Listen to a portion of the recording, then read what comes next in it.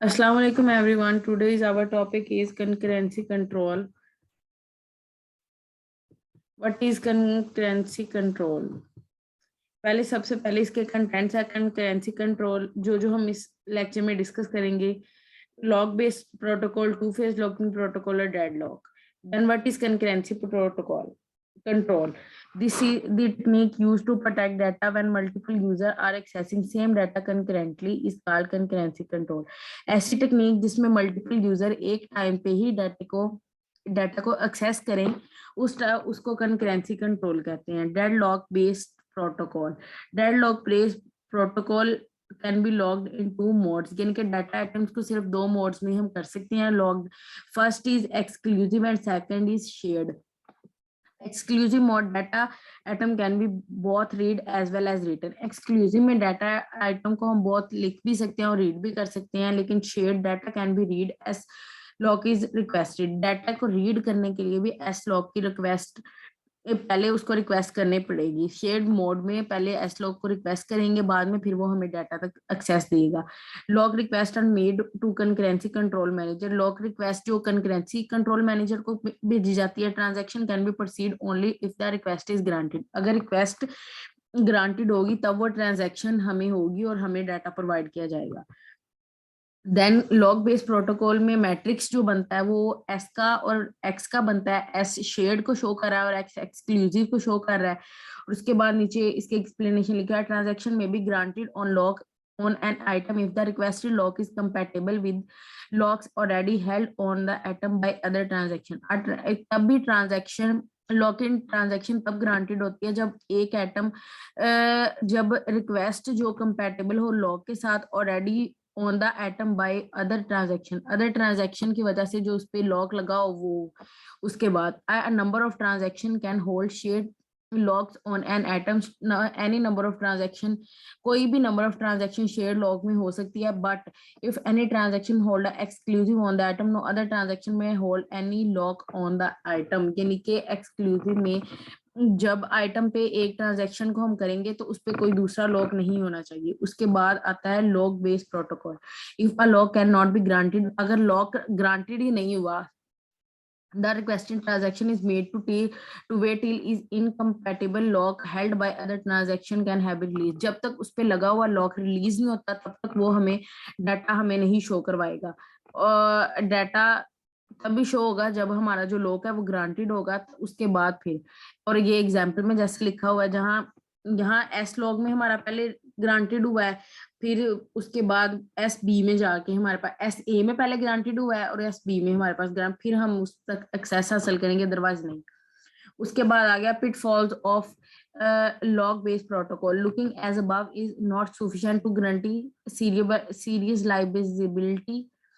Serious looking is above if A and B get updated in between the read of A and B then display sum would be wrong.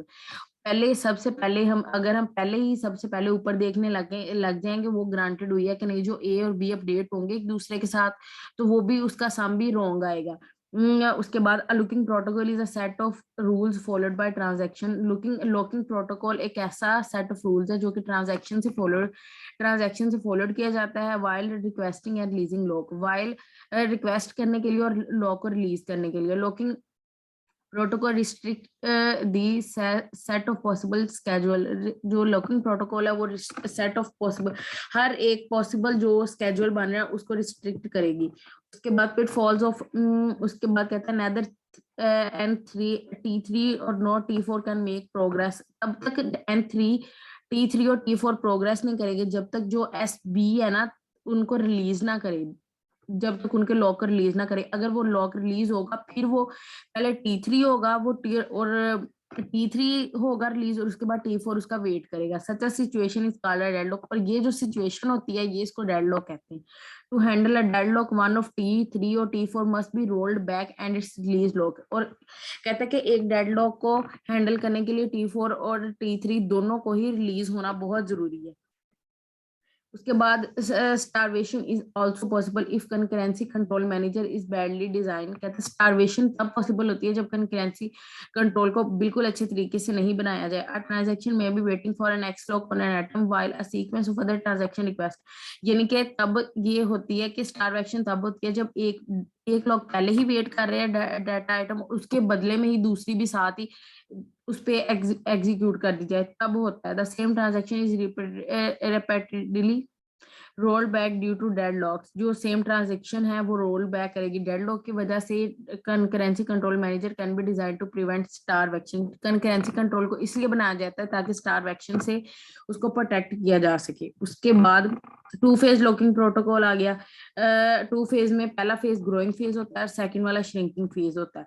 Growing phase में जो transaction obtain करती है lock के और transaction में not release, growing में वो lock release नहीं करती, और जो श्रिंकिंग है उसमें लॉक ऑब्टेन नहीं करती, उसमें रिलीज कर देती है लेकिन उसमें ऑब्टेन नहीं करती।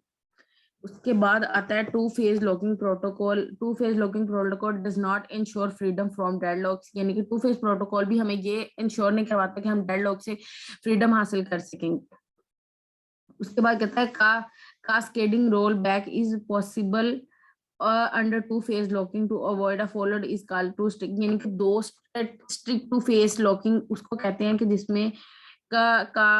जिसमें हम एक मॉडिफाइड प्रोटोकॉल को फॉलो करें और बाकी किसी को भी फॉलो ना करें। Rigorous two locking protocol is even stricter. जो रीजियस होता है टू फेज लॉकिंग प्रोटोकॉल वो इससे भी ज्यादा स्ट्रिक्ट होता है। उसमें होता है कि here all locks are held till commit abort. जब तक पहले लॉक अबॉर्ट नहीं बोलते, अबॉर्ट नहीं होते, तब तक अगले वाले सीरियलाइज्ड हो ही नहीं सकते। उसके बाद डेडलॉक की डेफिनेशन है set of processes is deadlocked if each process in the set is waiting for event that only another process in the set can call। यानी कि डेडलॉक वो होता है जब एक सेट ऑफ प्रोसेस वेट कर रहा है इवेंट का, और लेकिन जो दूसरा सेट ऑफ जो उसको वेट करवाने की वजह दूसरा सेट ऑफ कॉज बने, उसको डेडलॉक कहते हैं। 4 कंडीशंस है इसकी। Mutual exclusion condition, held and wait condition, no preemption condition, circular wait condition. उसके बाद स्ट्रेटजीज है। फर्स्ट स्ट्रेटजी है डेडलॉक प्रिवेंटेशन, सेकंड है डेडलॉक अवॉइडेंस, और थर्ड है detection and recovery. Deadlocks prevention में क्या होता है? डेडलॉक्स प्रिवेंशन बाय रिस्ट्रिक्शन में to ensure that at least one of 4 deadlock condition can not occur. यानी कि प्रिवेंट में ऐसे होता है कि उसको प्रिवेंट करे कि एक में 4 अगर डेडलॉक की कंडीशन है उसमें एक एट अ टाइम एक ही अकर करे, 4 में से सारी अकर ना करे। अवॉइडेंस में होता है dynamically grant a resource to process if the resulting state is safe. यानी कि अगर रिजल्टिंग स्टेट सेव है तब एक ही सीक्वेंस में सारे प्रोसेस अपनी कंप्लीशन तक पहुंच सकेंगे। Deadlock detection and recovery they allow that. अगर डेडलॉक के दरमियान ही वो ब्रेक हो जाए तो उसको क्या नाम है हम फाइंड भी कर सकते हैं, और उसको दोबारा ब्रेक करवाना हो तो हम वो भी कर सकते हैं। उसके बाद अवॉइडेंस में सबसे पहले रूल आता है वेट डाई रूल, और सेकंड इसका रूल है wound wait rule. Wait die rule में क्या होता है? अगर if T1 and TJ then TI wait else TI dies। TI अगर TJ और TS 2 है तो उसमें TI वेट करेगा जब तक TJ डाई ना हो, तब तक उसके अलावा वो उसको रिस्ट्रिक्ट करेगा और उसको वो अंदर, यानी कि उसको डेडलॉक उसका खत्म नहीं करेगा और तब तक उसकी रिक्वेस्ट ग्रांटेड नहीं होगी। जब ये सारी कंडीशंस फुलफिल हो जाएंगी तो तब इसकी कंडीशन ग्रांटेड हो जाएंगी। वेट वांट में ऐसा होता है कि टीजे जो होता है वो वांटेड होता है, else TI wait. TJ release हो जाता है और टीआई वेट करता है। इसमें प्रीमेंटिव भी होता है, प्रेफर ओल्डर ट्रांजैक्शन, ये ओल्डर ट्रांजैक्शंस को भी प्रेफर करता है। उसके बाद डेडलॉक डिटेक्शंस कैसे होती है? Deadlock detection the system must provide, system जरूर प्रोवाइड करता है हमें an algorithm that examine the state of the system to detect whether a deadlock has occurred। Algorithm तब एग्जामिन करता है जब वो डेडलॉक को अकड़ हो जाए। And an algorithm to recover from the deadlock, और जो एल्गोरिथम रिकवर करेगा। और सेकंड वाला है detection and recovery scheme require various kind of overhead. यानी कि डिटेक्शन और रिकवरी जो है वो हमें various kind of overhead require करेगा ताकि रन टाइम कॉस्ट मेंटेनिंग हो सके, नेसेसरी इंफॉर्मेशन की एग्जीक्यूशन हो सके।